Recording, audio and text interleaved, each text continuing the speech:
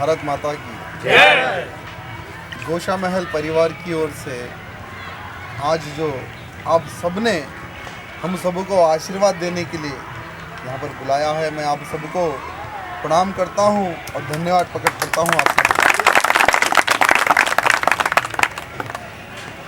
गोशा महल विधानसभा क्षेत्र का जो चुनाव का जो अभियान था, जैसे हमारे घनश्याम भाई जी ने तकरीबन मेरी आधी बात तो कही दी कि गोशा महल विधानसभा क्षेत्र के जो एमएलए साहब थे, जो कुंभकर्ण की नींद सोते थे और इलेक्शन के जैसा ही इलेक्शन आता है अंत में उठते थे, जो पब्लिक का जो खून चूस चूस कर जो पैसा कमाते थे, लास्ट में वही पैसा पब्लिक को देकर बेवकूफ़ बनाकर फिर सत्ता में आकर फिर कुंभकर्ण की नींद सो जाते थे। लेकिन इनके 10 साल के अभियान में गोशा महल का जो डेवलपमेंट एकदम ज़ीरो।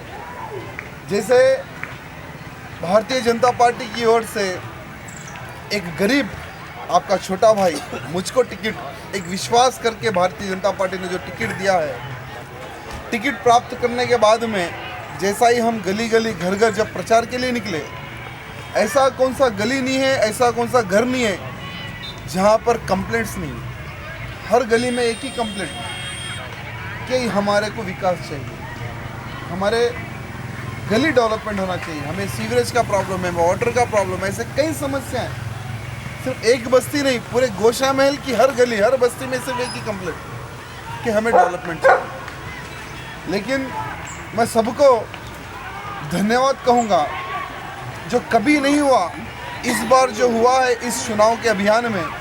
शायद ही कुछ लोग मुझे जानते या नहीं जानते, लेकिन सबका बस एक ही संकल्प था कि भारतीय जनता पार्टी को जिताना है, नरेंद्र मोदी जी को प्रधानमंत्री बनाना है। ऐसा संकल्प लेकर कई सारे एनजीओ, कई सारी संस्थाएं, कई सारे समाजों ने एक संगठन का एक रूप दिखाया है। गोशा महल विधानसभा क्षेत्र में एक संगठन का रूप दिखाया है और मैं सबको हृदय से धन्यवाद कहूँगा। और आप लोगों ने जो विश्वास करके मुझे जो गोशा महल विधानसभा से जो जिताया है, जो विश्वास जो आपने मुझ पर किया है, आपके विश्वास पे मैं खड़ा उतरूंगा और सदा आपकी सेवा में उपस्थित रहूंगा। पहला अपना एक ही कार्य होगा गोशा महल का डेवलपमेंट, फर्स्ट कार्य। और भारतीय जनता पार्टी के अधिकारीगण और हमारे वैकुंठम जी ऑलरेडी हम लोग बहुत अच्छी सी योजना बनाए कि हम लोग किस प्रकार से डेवलपमेंट करना चाहिए। डेली 2 घंटे हमें पब्लिक में घूमना है, स्लमों में घूमना है, बस्ती बस्ती में घूमना है। एकदम जैसे कुछ लोग प्रचार के अभियान में कहे कि हाँ आज तक हम एमएलए की सूरत ही नहीं देखी कि कौन था एमएलए।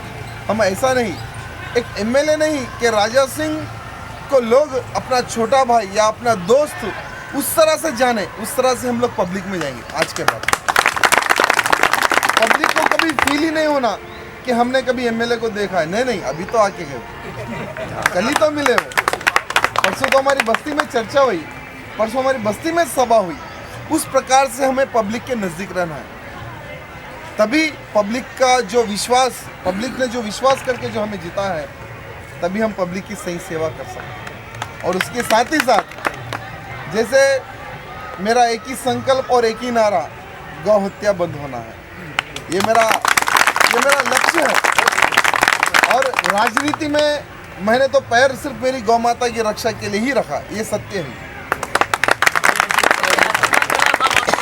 बहुत भरपूर आशीर्वाद जिसको गौ माता का आशीर्वाद मिलता है उसका कौन क्या बाल काट सकता है।